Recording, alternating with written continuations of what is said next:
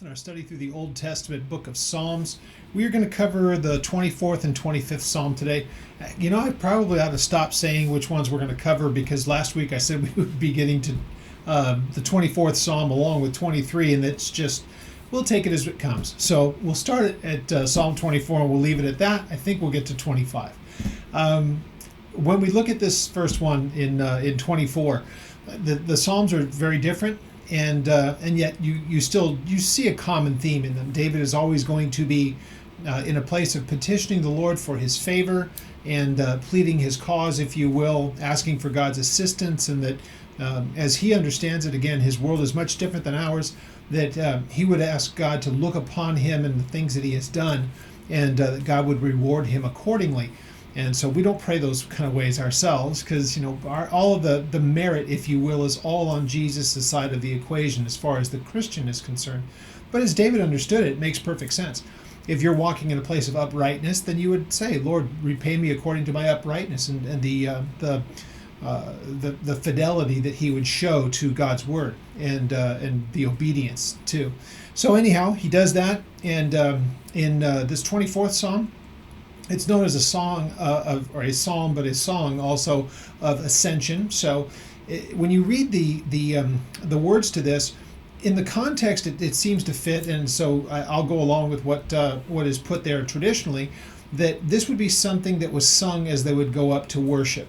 And that part makes perfect sense. It begins by ascribing to God his greatness, and then the preparation, if you will, of heart for the person that would go forward as a worshiper, and then the recognition that is they would enter the temple, they enter into the dwelling place of God. And so for people to come to a place like the temple, and as far as Jewish people were concerned, there is no greater place. There aren't a multitude of these places. There is the temple. There is the corporate place of worship of God.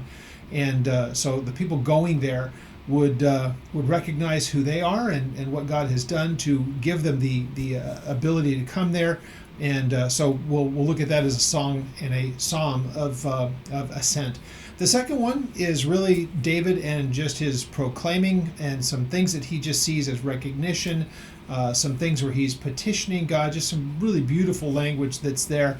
And it's great as far as we're concerned because, once again, it's always instructive, I believe, for us to examine the things that are said, especially in the Old Testament, and when we're making application to the things that we read, and say, how does it work in a New Testament sense? Because we really need to remember that much of what we read in the Old Testament, if we view it with the eyes of the New Testament, we can say God was telling a story, but it never came to a place of completion, and it was really kind of hidden from their eyes as to what would ultimately happen when Jesus would come into the picture and do what he did, and the relationship that man could have with God after that time as opposed to before. And we see that a lot in David's writing because his recognition of the grace of God as we would know it, because we can say the grace of God has set us free from the consequence of sin because Jesus paid that price. David, when sin would enter in, is something that, same thing, we would have the recognition of it, but a sacrifice would have to be made, and it was a continual sacrifice because sin was never done away with. So it's in those big picture kind of things that you just say, when you read what David has to say, it's just a world that looks so vastly different from ours as Christians because Jesus is that piece in between that changes everything. And he is the link that brings the two pieces together. What David had looked forward to in a way of expectation, we have as a way of fulfillment, and it is our existence. So 24th Psalm, let's go ahead and turn there. And there's some interesting things. I can't prove it, but there are some interesting passages here that when you kind of compare them to some of the things that you see in the New Testament, they make a lot of sense. And so like this one here, when I think of what the Lord's Prayer looks like, or what's known as the Lord's Prayer, it's a model that he gives to us in Matthew 6. It really kind of begins with the majesty of God, and then you move on to the other things about that God would change our hearts, forgiving us of our sin and our trespasses, and helping us to be in a place of forgiveness as well. And so in the 24th Psalm, it talks about the people that would come before the Lord. What's the preparation? And then there's the like we see in the Lord's Prayer, the model, where he says, "For yours is the kingdom and the power and the glory forever." That recognition of the greatness of God, and that's how the 24th Psalm ends. So it's an interesting thing. If there's nothing to it, then that's fine. It might just be coincidental.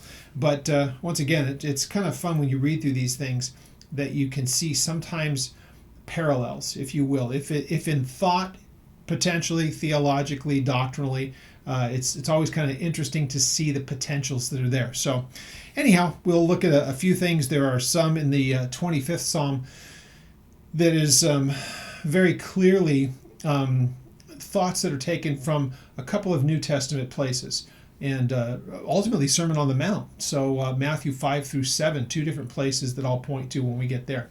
So just again, very, very intriguing and very wonderful to study through these things and to look at it as David writes it, and to think of it in the terms of what he would know at the time when he was there, and then to look at it through our eyes with a much better, I believe, much fuller revelation that we have in the person of Jesus. So Psalm 24, let's have a word of prayer. Father, we pray that you would prepare our hearts and our minds for your word, and that you would speak to us through what we read here, and that our understanding would be opened by the work of your Holy Spirit, God, opening our eyes to understanding and to truth. And may we make the proper application of not only understanding these things, but how do we put in practice what we would learn. So we ask, God, that you would give us understanding hearts and minds and ears, that your Spirit would lead us in this study, and we give you all thanks and praise in Jesus' name. Amen. All right. So 24th Psalm is it's just 10 verses, and the last 4 are kind of, they repeat some of the same things. So let's just read the whole thing, and we'll go back and look at it as it's broken down into separate pieces. It says, "The earth is the Lord's and the fullness thereof, and the world and those who dwell thereon, or therein. For he has founded it upon the seas and established it upon the waters. Who may ascend into the hill of the Lord, or who may stand in his holy place? He who has clean hands and a pure heart, who has not lifted his soul to an idol, nor sworn deceitfully. He will receive blessing from the Lord and righteousness from the God of his salvation. This is Jacob, the generation of those who seek him, who seek your face.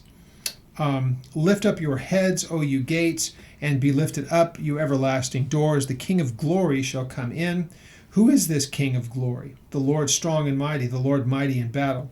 Lift up your heads, O gates, lift up your everlasting doors. The King of glory shall come in. Who is this King of glory? It is the Lord of hosts. He is the King of glory. So the repetition that you see at the end there, although the words change just a little bit. But what you see here is the recognition. So picture, if you will, and one of the reasons why I think it fits nicely with what is traditionally known as a song of ascent, if you're going up to the temple, there would be that recognition that God is the one who's created all things. You see him as the Almighty, the omnipotent, but he's also the God who wants and who dwells among the people and will interact with them in the sense that they can come to a place of corporate worship. They can have their sin forgiven and cleansed. And the idea that they can come and bring petition, if you will, before the God who created all things makes perfect sense. But there is also the recognition that you have to see him in his holiness, and that there is a preparation that takes place before they would go, especially when we think of it in the Old Testament terms. So when we look at the first 2 verses, it says, "The earth is the Lord's and all of its fullness, and the world and all those who dwell on it," or therein. So the recognition, God is the creator of all things. And not only is he the God or the majesty over his creation, but also those who live.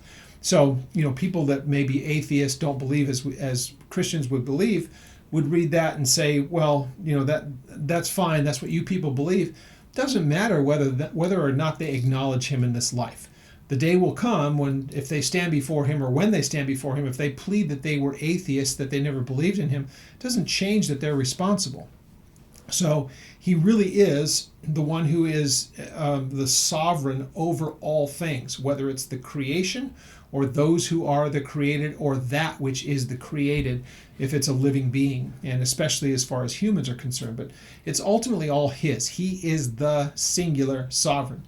And there's that balance, and the important thing that we recognize, and sometimes it's not explained, I think, as thoroughly as it should be in churches, because we will talk about what the devil is able to do here.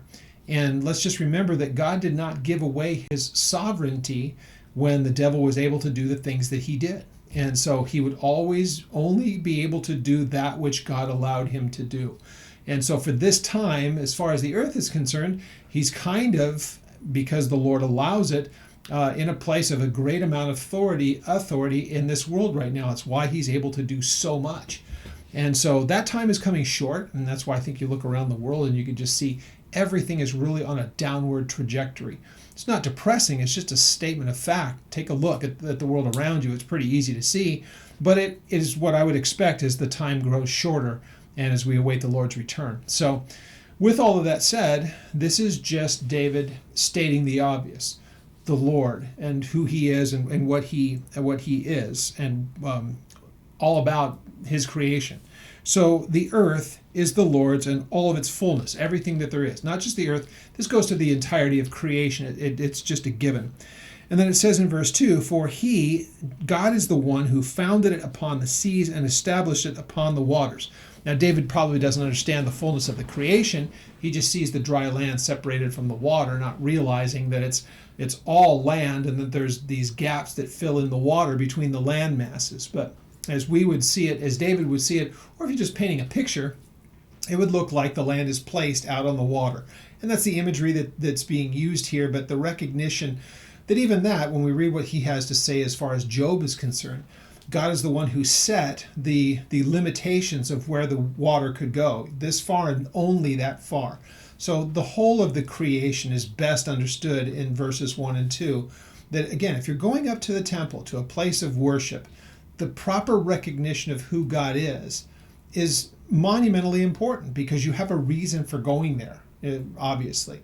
Now, because of what we know of what took place in the temple, it's easy to just get stuck in thinking, well, the temple was just there so that they could make sacrifice. And there's the reason for believing that. That's where the sacrifice would be taking place, and that would have to be done because of sin.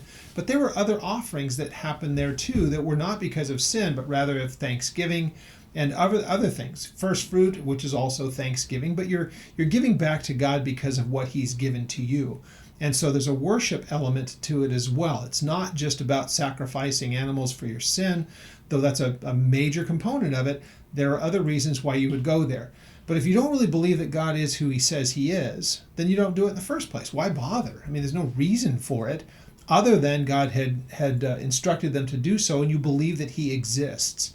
So here, if you're on your way to the temple, if you will, and this is a song of ascent, these are the things that you would be saying. You would recognize the omnipotence of God, his holiness, his purity, his creative ability, his creative genius, and that he is ultimately the sovereign over all things. Or another way of saying it, he answers to no one but himself. So that's the proper mindset. So that's recognition of who God is. And then there is on the person going up, what would be what should be the condition of them? So the question is asked in the rhetorical sense. There's two of them. Who may ascend to the hill of the Lord, and who may stand in his holy place? So going up to the ascent of the temple area, and then ultimately into the place where would be the place of the sanctuary and where the sacrifices would take place and all the rest of that. So who is qualified from going there? Now the first question, or the first two questions, these questions can just be answered in a simple way, is nobody can. Nobody is in that place in and of themselves. They have to go there because of their recognition for who God is, and that they can be reconciled to him for whatever reasons that they go there. So part of that is that you don't go there ill-prepared. You don't go there without the recognition that you go seeking something and being restored as far as God is concerned. So who can go in those places? And it's ultimately God who will provide for all of these topics, if you will. So let's look at them as they are laid out here in verses 4 and 5. So it says, he who has clean hands and a pure heart, who has not lifted his soul to an idol nor sworn deceitfully. So in verse 4, you have all of these pieces. So this really goes to what is, in the spiritual sense, innocence. And of course, no one would be able to say that they are innocent. And this is one of those great places of being able to see the difference between, I know we talked about it in Job quite a bit, the difference between being sinless as opposed to blameless. So you may be a person who, every one of us is, we would say that we fall short of what God has asked us to do. We miss his standard. We sin, if you will. Now, that doesn't, when we say, but we're right before God, it's not that we can say that we are without sin. We're not sinless, but blameless is a different word. It means it's not held to our account. So we may very well be guilty of the transgression, but because of the forgiveness and the cleansing of the work of Jesus Christ, we can stand before God rightly and being seen as blameless. It won't be held to our account. We won't answer for it. Now, in the eternal sense, it could create all kinds of problems for us here and now on this earth. And, you know, whatever it is that a person may do could have real world consequences here and now. But if we genuinely have put our trust and our faith in Jesus, then in the eternal sense, blameless, because sin has been dealt with at the cross. And though we are people who do sin, we come before the Lord and we seek him for his forgiveness, and he gives that to us for those people with these right hearts. So let's look at these things that are said here. Then the two questions are rhetorical. He just asks these questions. Who can ascend? Who can go up to the hill of the Lord? And so we think sanctuary, we think Zion, we think going up to Moriah, the top there where it would have been. Or who may stand in his holy place, the very place where God would have them to come, where the temple would be, where really nobody from the outside. It's not a place for the Gentiles, it's a place for the Jews, God's people, and those who would be under his authority. So who can go to those places? Who can approach, if you will, God? And then, of course, it says the ones who have clean hands. And that means that there's just an absence of guilt. And so, once again, the idea of being blameless. So we come before God, hands being clean. The first image that comes to your mind, if you're thinking biblically, remember when Pontius Pilate was trying to wash his hands. His way of saying, I'm washing my hands of this. I have nothing to do with it. I'm not going to be held to account for this. And yet he couldn't get his hands clean. It's that same kind of situation that's being spoken of here. The person who could be able to say to God, I'm not perfect, but clean hands is more of a preparation of heart and mind and why you go to do those things and why you would come before him. The cleaning of hands is the blamelessness of the person that's there.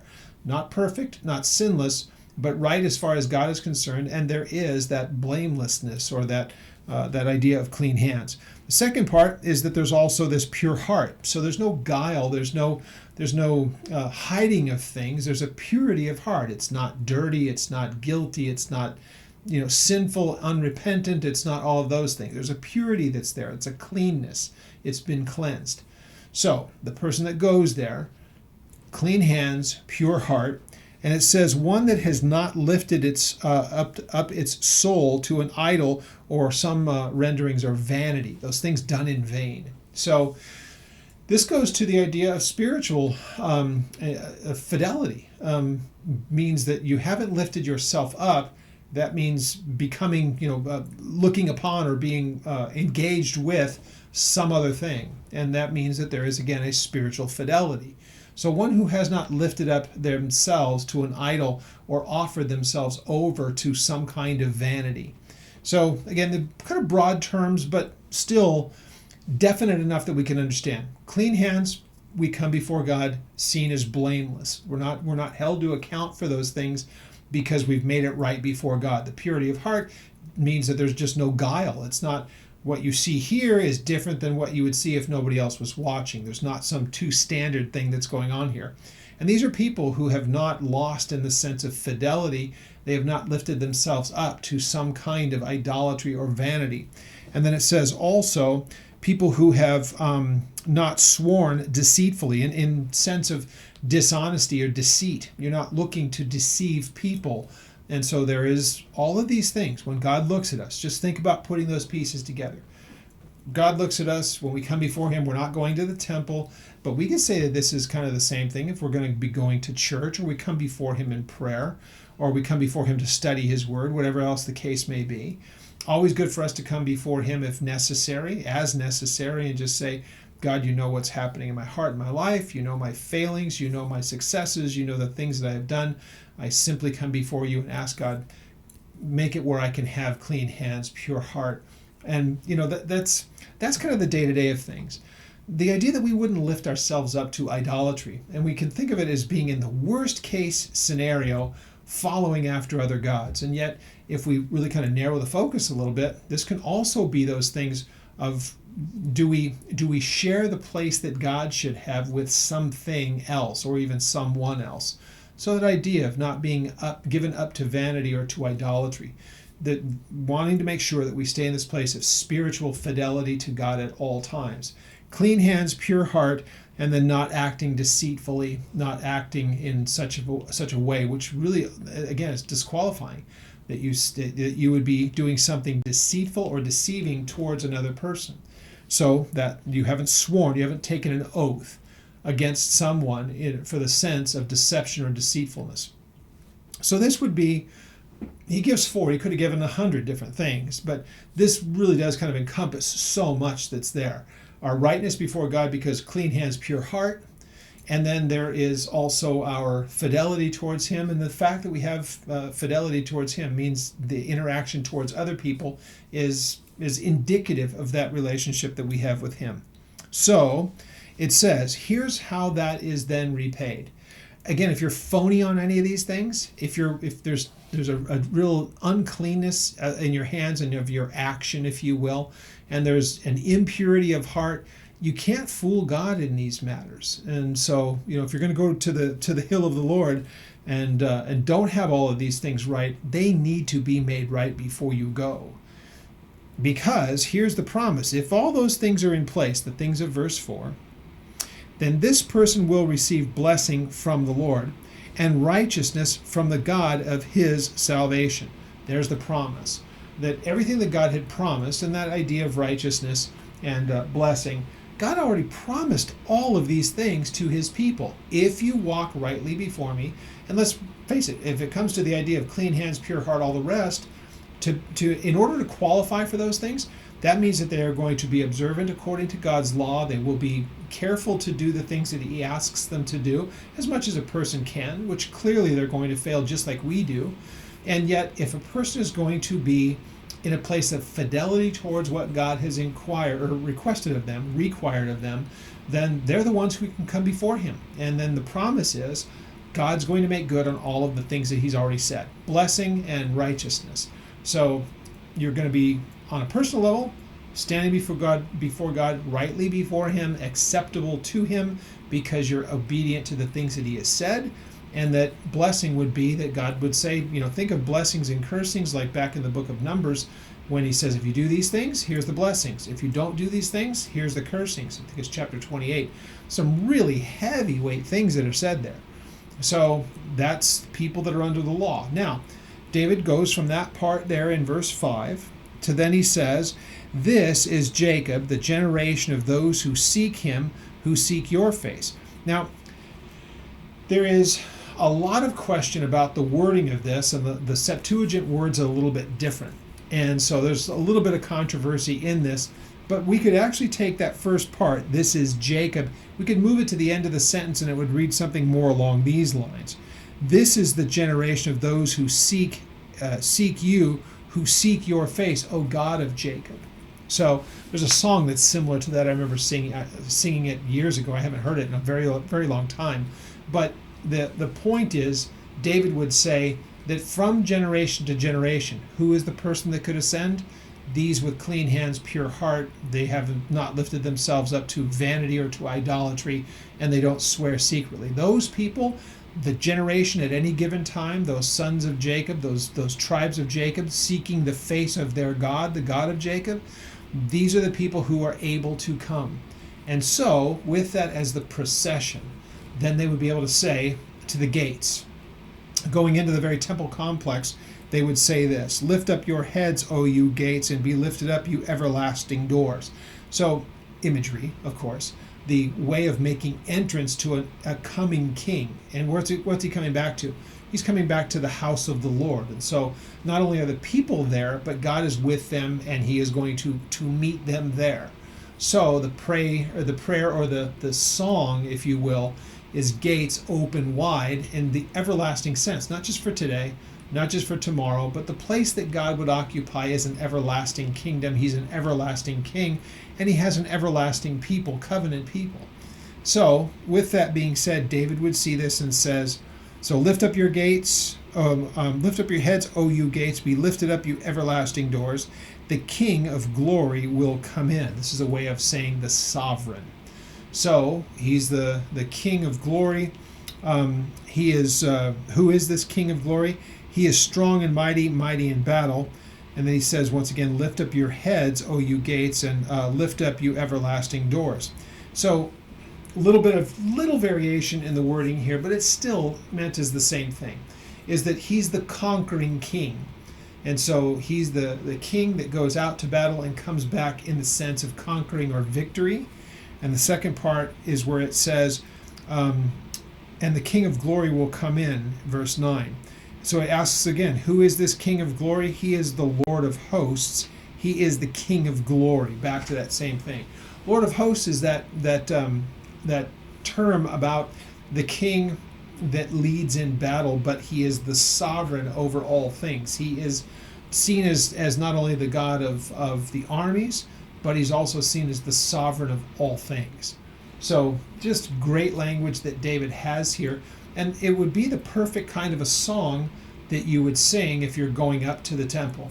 And so once again, everything belongs to the Lord. He's the creator of all things. That's just an acknowledgement of who he is. And who can then come before such a God? Well, the person who, because God has made them that way and given them the ability to be that way, the person with clean hands and a pure heart. And the one who has not gone into a place of infidelity, spiritually speaking. They have not lifted themselves up to vanity or to an idol. And these are people who are not filled with guile and deceit. They're honest and they are trustworthy people. That's the people that can go. And again, it's God who has shown them the difference between those things, and that they do those things voluntarily. Again, people may be under the law, but unless they keep it, they're going to be subject to it no matter what. Blessing or cursing, doesn't matter. They're still those people. So really, really cool. Song of Ascent. Now, 25 breaks up into a lot of different little pieces. And so we'll kind of go through them, and I've chopped them up a little bit as I kind of look through them, just to, you see a little change in things that David says here and there. And they cover really pretty much a lot of the gambit of things that you'll see with David. The recognition of the greatness of God, the recognition of the trouble that David has, and that he sees God as his protector and his the one who will deliver him from such things. And it's also the praise and the worship of who God is. You'll see it's all kind of taken up in this one here. But again, it is covers a lot of different subjects. So the first 3 verses really deals with God David crying out to God and saying, "Protect and defend me," which is a common theme in his in the things that he has to say in his writings. So he says this: "To you, O Lord, I lift up my soul." Now David will go to places where he is speaking directly to God, places where he is speaking about him, and even places where he challenges others. So to you, O Lord, I lift up my soul. Now that means I put it before you. I lift up my soul. I give into your keeping, into your hands. Oh my God, I trust in you. Let me not be ashamed. Now, before I go any further, it's a good time for me to do this.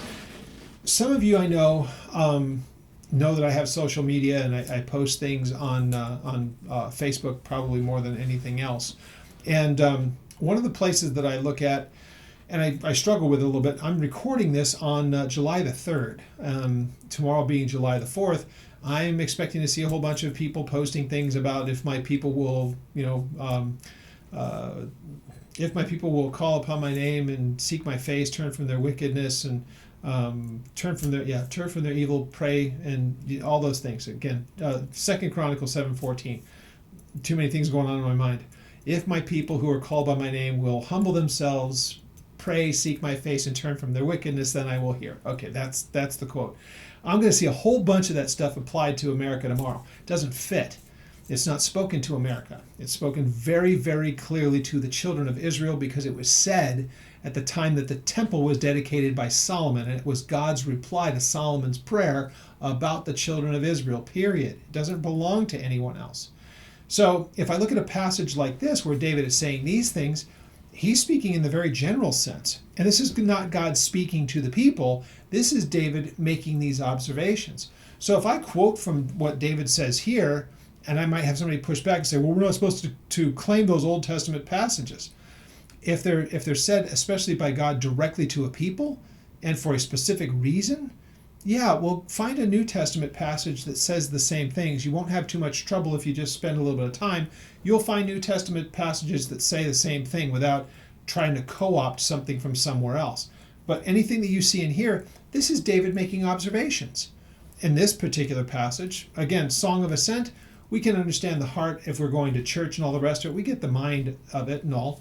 But in this one here, when you read that first verse, look at it just again. I'll read it one more time.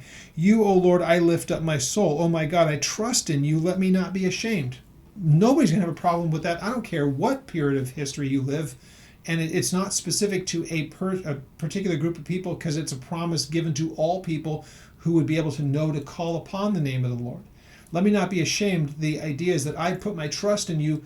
Let it not be said, let it not be so that I could ever see that I have put my trust in there in vain. And David knows that that's not a possibility.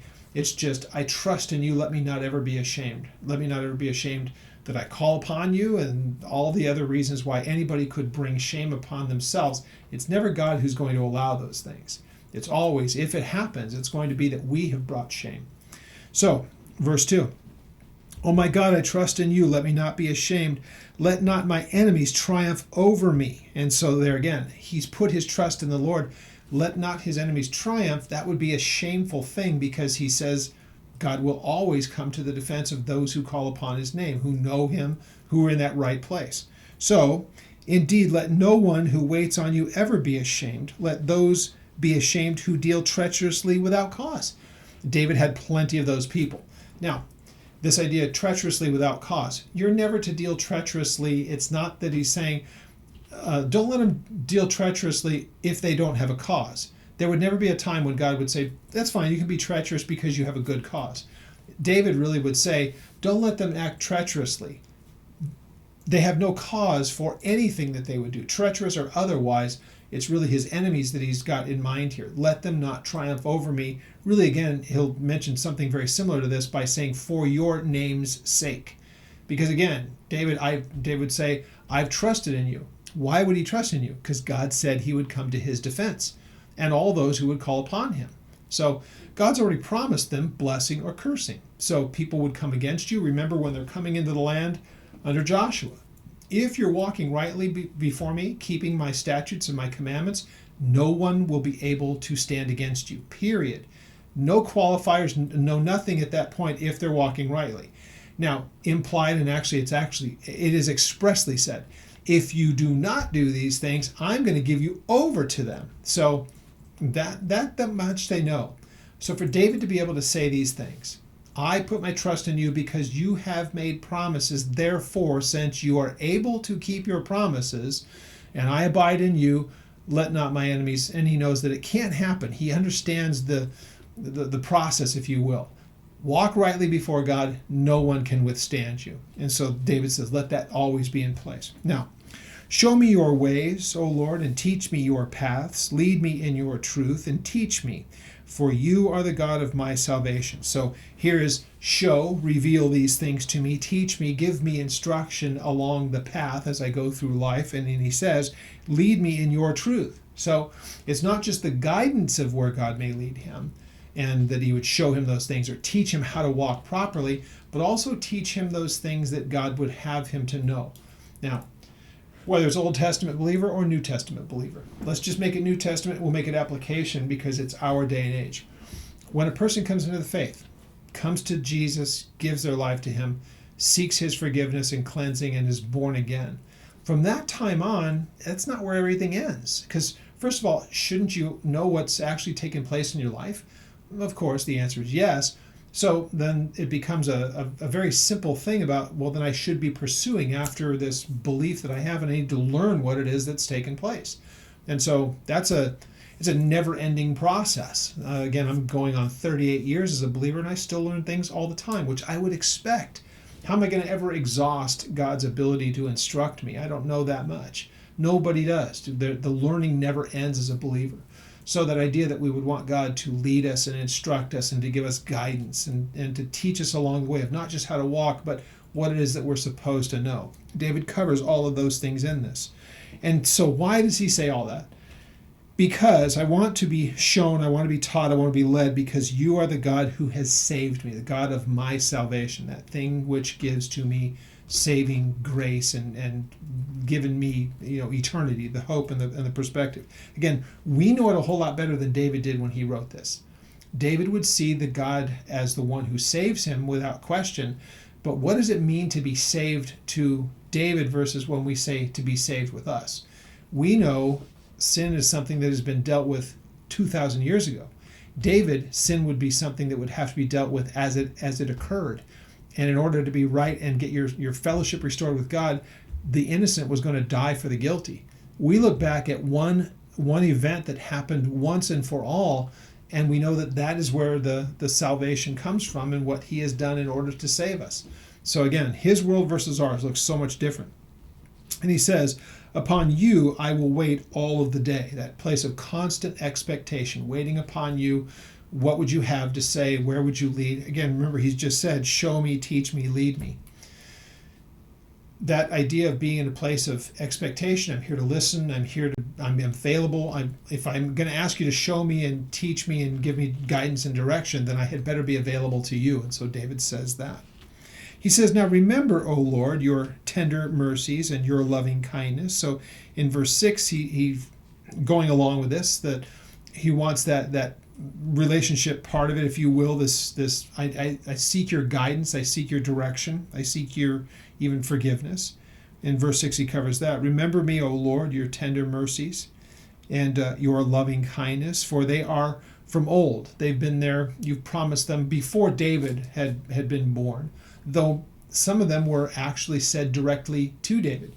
The question would be, the things that David could depend on, loving kindness and all the things that God offers, those were promised to people before David. But again, since David knows them and they have also been given to him as king, he knows that God would honor the position that he has put in. God has put him there and has promised to be with him.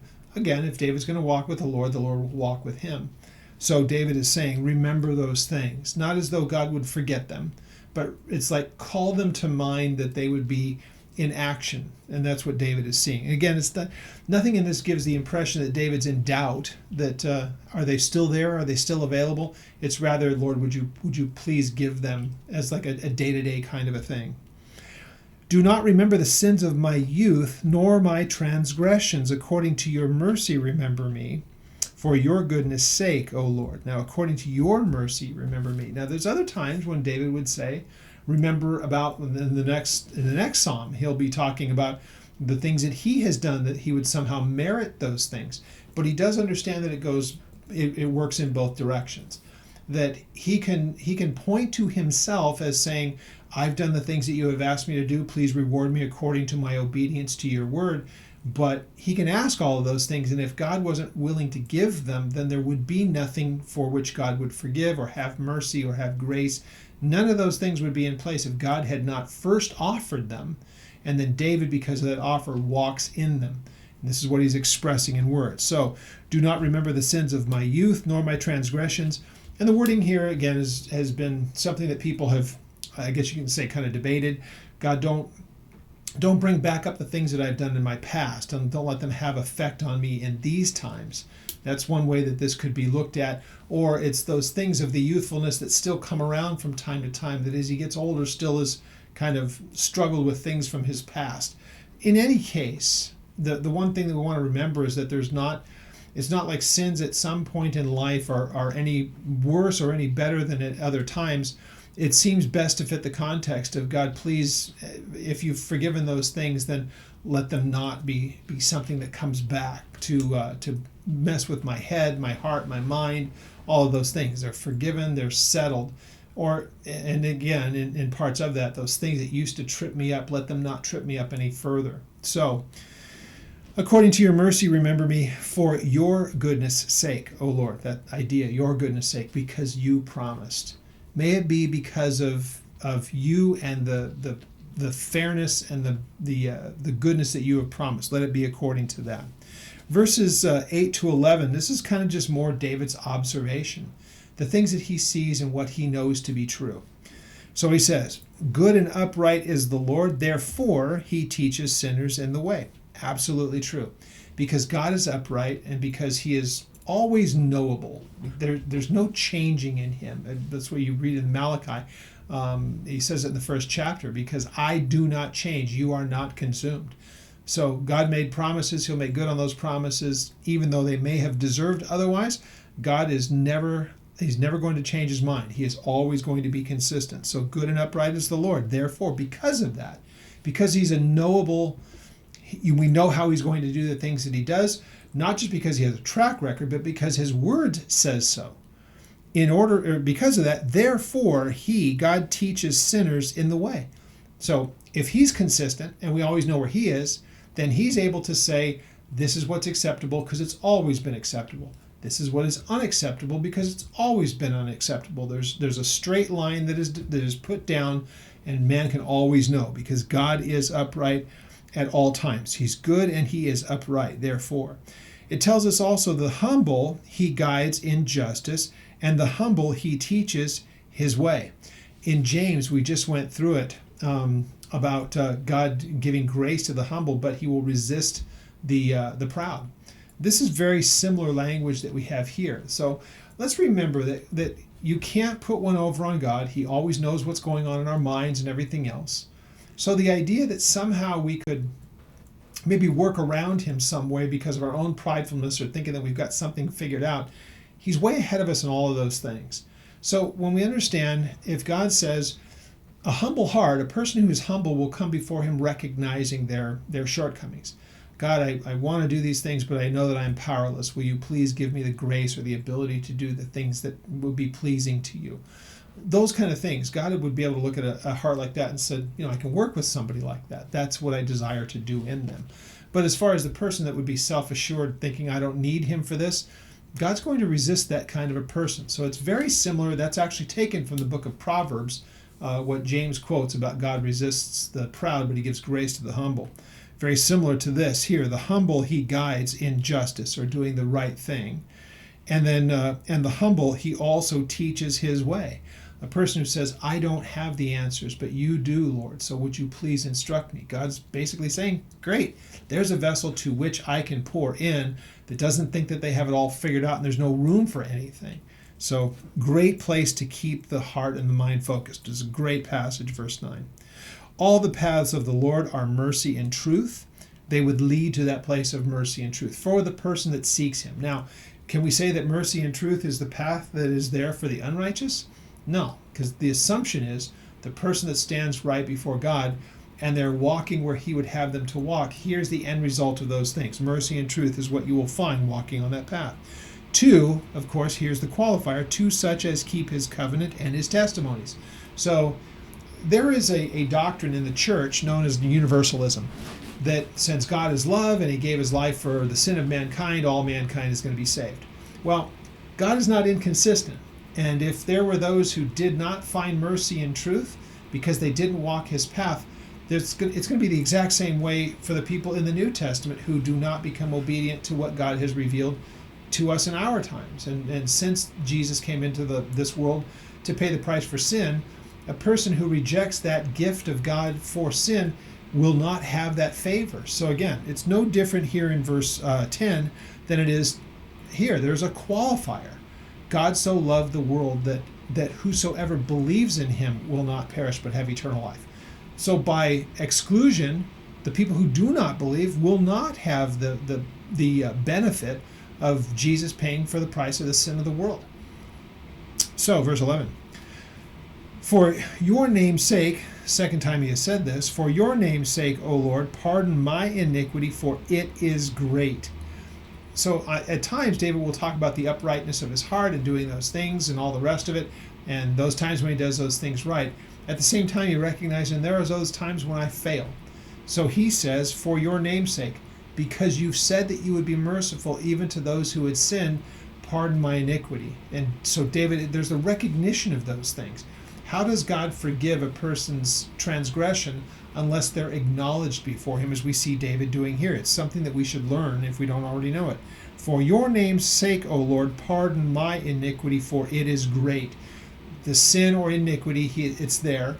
David says it is a place that it is great in its number, but because of who you are and what you have promised, then as he says it here, pardon that iniquity for your name's sake, because you promised that you would do so.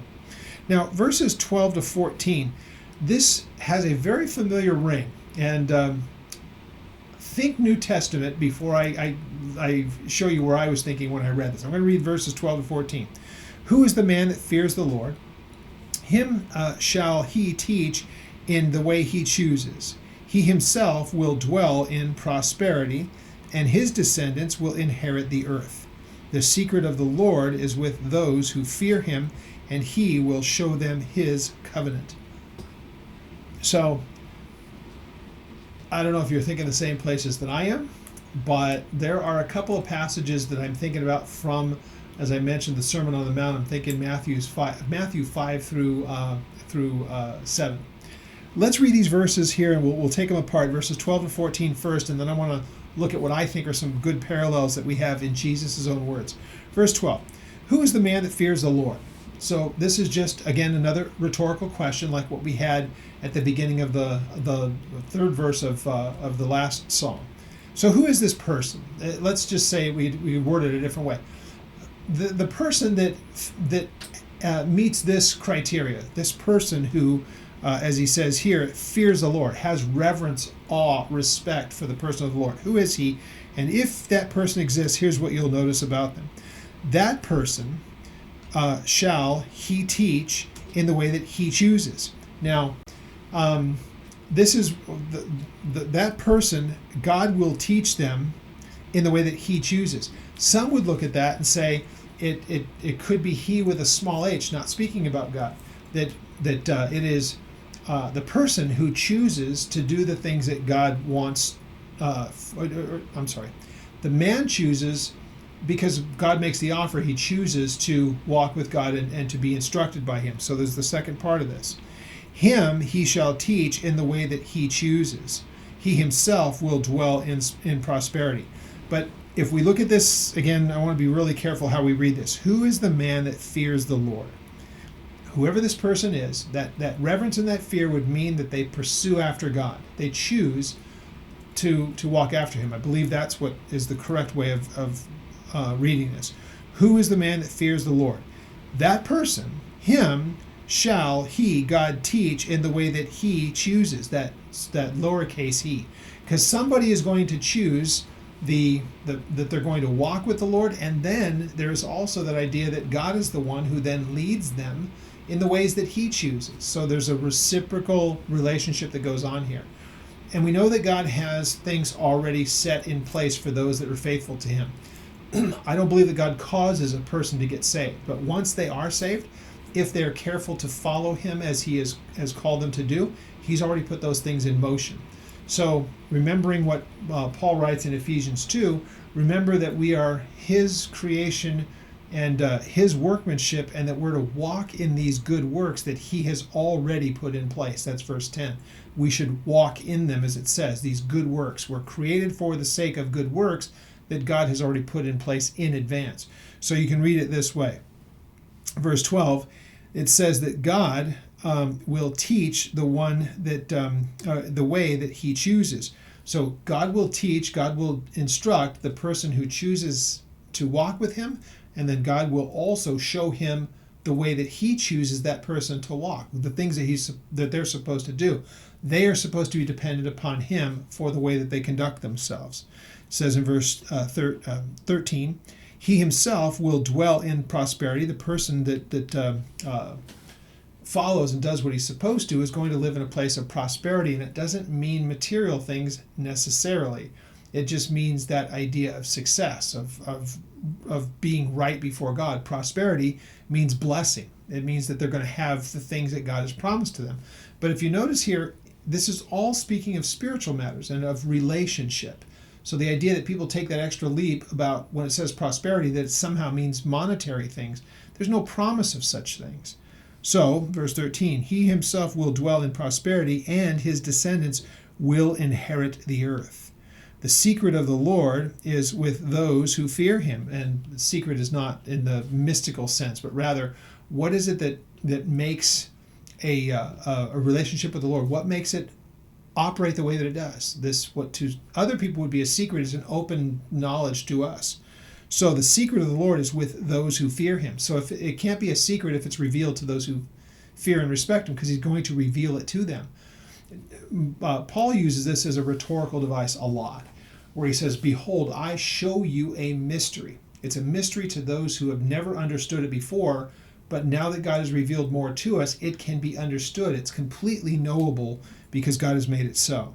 So the secret of the Lord is with those who fear him, and he will show them his covenant, and that idea that he has made a relationship open to them, and the covenant is the promise that he has given to them. It's now open to those who would fear him, those who choose to walk with him, all the things that you've seen verses 12 and 13. Now, here's what I want to kind of get to, that idea that if we will seek after him and the things that he will reveal. Let's turn to Matthew. And we're going to go first of all to Matthew chapter 7, because I want to get to this idea that God desires us to seek after him. Now, you probably already know where I'm going with this because I used the word seek. You probably know exactly where I'm heading with this. Now, remember, this is Jesus teaching Sermon on the Mount, chapter 7. And it is at verse 7. It says this, ask and it will be given to you, seek and you will find, knock and it will be open to you. And this is the idea of knowledge and understanding, and what does it take to be right before God, knowing what he wants from us. So again, it doesn't have to be that we have to wait for some audible voice of God. Anybody that reads this, especially since it's in our day and age and we have the whole of the scripture, if we wanted to, as he says, ask, seek, and knock, we can do all of that right from the scripture. But really, that idea that we petition, we come before him, it's really because we're seeking some kind of understanding from him. So when he says, ask and it will be given to you. And again, people love to make this about material things. But if you're ever reading the context about this, he's not talking in material matters. He's talking in spiritual matters. So he says, ask and it will be given to you, seek and you will find, knock and it will be open to you. For everyone who asks receives, everyone who seeks finds, and to him who knocks it is open. Or what man among you is there, if a son asks of bread, that you would give him a stone? Or if he asks for a fish, will you give him a serpent? If you then, being evil, know how to give good gifts to your children, how much will your Father who is in heaven give you things, good things, to those who ask of him? So we understand the principle that is here. These are things where Jesus is introducing us to the Father who desires this interaction with his children. So this idea of asking, seeking, and knocking sounds very, very reminiscent of what we're reading here. Again, verse 12. Who is the man that fears the Lord? Him he teaches in the way that he chooses. He himself will dwell in prosperity, and his descendants will inherit the earth. The secret of the Lord is with him who fear him, those who fear him. They have an awe and respect. These are the people that ask, seek, and knock. So it says, and he will show them his covenant. That's the promise. The Father will give you good things. You guys, even though you're nothing like him, because he mentions them as evil, means that you're capable of evil things. God is not. And you guys know how to give good gifts to your kids. Imagine what he's like and the things that he would give to those who call upon him. So this idea of asking, seeking, and knocking. But also this one of inheritance. This is pretty cool. Let's go back to chapter 5 in the Beatitudes. Now, for sake of time, I don't want to go through all of these in detail, but we've all read them. And so if you read the first part, remember it's set up this way.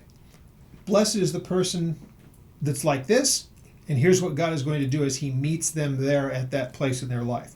I want to go to the things that God says that he will give as benefit, and notice that there's a common bond or a common theme in most all of these. So it says, let's look at starting at verse 3. Theirs is the kingdom of heaven.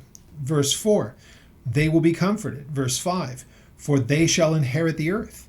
Verse 6, they will be filled. Verse 7, they shall obtain mercy. Verse 8, they will see God. Verse 9, they will be called the sons of God. And verse 10, theirs is the kingdom of God. Those are the things that relate to this, blessed is the person who is this. And really, if you look through them from the beginning to end, the first ones, beginning with the infancy of the Christian walk, our recognition, our poverty of spirit. And then at the end, we're the people that are persecuted because it's so obvious who we are, and all these other things have already taken place, these other beatitudes, if you will. It's the stages of a growth in the walk of a believer. But notice all of them have they're all having these things in common. This idea of the poor in spirit, what is going to be theirs? Well, theirs is the kingdom. The people who have come to this poverty of spirit and given their lives to God and asked for his forgiveness, and then taken upon themselves the name of their God, those are the people who are going to be given a kingdom. They're going to be inheritors of a kingdom. So the idea of the people that would mourn, they're going to be comforted, but by whom? Who's going to comfort them? Well, the very king who has ransomed them, who has bought them back. Blessed are the meek, and these are the ones who will inherit the earth. Now, have you noticed when it talks about here that these people will be the inheritors of the earth in verse 13?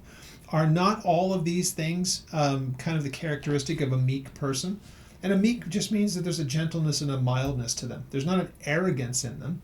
And anybody that's a believer should never have any arrogance about the fact that they are a believer, because they did nothing to warrant that. They have no merit in their lives that God would say, well, you're worth saving, unlike those people. It's just the absurdity of it. But do yourself the favor and look at each of these things and notice the things that are said about what will be given to that person. Because like I said, in verse 6, it says that they're going to be filled. That's one thing. Again, the people who hunger and thirst after righteousness, spiritually speaking, the God who knows about righteousness and the God who is offering these things, he will be the one who fills them. They won't fill themselves. Because they seek him, they're the ones who will be filled. And so again, verse 7 says, those people are going to obtain mercy. And again, ask yourself the question, from whom? All of these things, ask yourself that question, from whom? And it says that in verse 9 that they will be called the sons of God. Well, who's their God, and who's the one who's going to give them the ability to be called that? He's going to own them. He's going to say, they're mine. They belong to me. That's what's being put out here. So go through and read it yourself. You'll see what I'm getting at. But that idea in verse 13, it talks about the descendants will be the ones who inherit the earth. And so Jesus expands on that, of those ones who will ultimately inherit eternal life and inherit the earth as God repopulates it, or I should say reforms it, changes it. They won't look anything like it does now, but we're not going to be, you've heard me say it before, gliding around on clouds, playing harps in heaven like we see in the postcards. God's going to make a new heaven and a new earth that we are going to inhabit, not just floating around on clouds, but actually on God's new creation, putting things back into their former glory. So, verse 15, he goes on. This is David's, I guess you could say, is kind of his plea. So then David says this, my eyes are ever towards the Lord, lifted up towards him, looking upon him. For he will pluck my feet out of the net. If I keep my eyes upon him, even the snare itself, God will take me from that snare. I won't be ensnared. He'll take me away from those things if I keep my eyes focused on him. So then he says, turn yourself to me. And so look upon me is kind of what he's asking of the Lord. Look upon me and have mercy upon me, for I am desolate and I am afflicted. The troubles of my heart, they are enlarged, or they've expanded. They're bigger than they've ever been as far as he's seeing. Bring me out of my distress and look on my affliction and my pain and forgive me of my sins. What an amazing thing. Because he realizes in the midst of all of these troubles and everything else, again, sometimes it's things are completely beyond his ability to do anything. He can't govern them. He can't change them. And in this case, he lumps us in too. All these things. Look upon me, recognize the situation that's going on with me, and forgive me of my sins. But there's nothing that we have that we can point to and say, David said this at this time, and these are the circumstances where he says this. They're just said very generally. And again, it's one of those things, there's a little bit of a disconnect, I think, that kind of happens with us, and it's an easy thing to do. We look at a guy like David and we would think, a guy who is a king and seems like everything that he touched, God blesses and honors. What could possibly be a problem for him? It's a pretty easy question to ask. So why would he have to cry out? Why would he have any kind of distress? And yet you just realize he's just a man, and he recognizes also the things that are the limitations of man, and so he asks for God's forgiveness. So he also cries out, recognizing that even in the troubled times, whatever they may be, whatever the turmoil that he's going through, it is God who can not only hear, but who can act and who can answer. So turn yourself towards me, or look upon me and have mercy on me. For I am desolate and afflicted, and the troubles of my heart they have enlarged, so bring me out of my distresses. Look on my affliction and my pain, and forgive me of my sins. And so, interesting thing, the affliction and the pain, are they related in any way to the sin? We don't know for sure that that's in his mind, or if the sin is just a second thought, wanting to deal with the here and now, the difficulties and all the rest of them. But is it sin that he sees maybe as somehow as the cause of it, and that those two things are related? Potentially. So he says, consider my enemy. And so it's like kind of notice them. Take notice of them and see what they are doing. Consider my enemies, for they are many, and they hate me with a cruel hatred. So then he says, keep or look after, guard my soul, and deliver me, and let me not be put to shame because, for this simple reason, because I trust in you. And again, he says this because he knows that his enemies are aware of this. And his concern, and I don't think that there's a lack of genuineness in this. He knows too well that you can't try to impress God with something because God would see right through it. But is there a genuineness where a guy like David would be able to say, God, don't let me fail, because the people know what it is that I believe, and I don't want this to reflect poorly on you. David would be able to say, I know that if I fail, it's going to reflect poorly on me. That's not the issue. I don't want it to reflect poorly on you, God, so help me not to fail, and don't allow my enemies to see any of these failings because it reflects poorly on you. And I believe that's exactly where David is in this. And I look at that and just say, I want to be in that same place. And I think we all should. That we know that there will be those times that we will fail God. And what we want to be able to say is, I hope that my own failing before God is something that I can keep between he and I. I don't want it to be something that my enemies would see and rejoice in it and be able to mock God because of my actions. God never fails those things. It's always on our side of it if there's any kind of failure. It's a good thing that we would remember that. So David says this, keep my soul and deliver me. It doesn't say keep my life. Keep my soul. Watch over me, guard me for who I am in my essence. Keep me and deliver me, and let me not be ashamed, for and here's why, because I put my trust in you, let integrity and uprightness preserve me, for I wait for you. And so the integrity and uprightness, these words are very similar. There's the idea of, honesty. Integrity is that let there not be breaks in these things. Let there be a consistency in me, integrity. Let me be a person that is trustworthy and honorable. So let integrity and uprightness preserve me. Let those things be the things that sustain me, because I wait for you. Or as I wait for you, let integrity and let uprightness be those things that preserve me. And then he turns to this, and there's some that believe this is an additional verse put in after the fact. And I always struggle with that, because I really believe that God would want to preserve his word the way that it is. And it's because he uses a different word for God here. And they say it's kind of a break from the rest of the psalm. And yet he does it in other places too. And he throws this in. If you've noticed, he's gone from that personal side of things to one where it's praying on behalf of the nation. So he says, redeem or ransom back. This would be when there's a problem, or if there is a problem, Lord, be the one who redeems or ransoms back Israel, O God, out of all of their troubles. Because to this point, it's always been about David would either be ascribing praise and honor and worship to God, or he would be petitioning God for his things individually. In this last verse, he turns it towards the nation over which he is the king, and then prays in a way of intercession on behalf of the people. So Psalms 24 and 25. We'll get to Psalm 26 and 27 next week, and we'll see where we go from there. If I have if I've said anything that you have questions on, then please contact me through the email. You can do that through oldpaththeology.net. We always love to get correspondence and answering of your questions. So we'll pick up at Psalm 26 next week, and look forward to sharing that with you.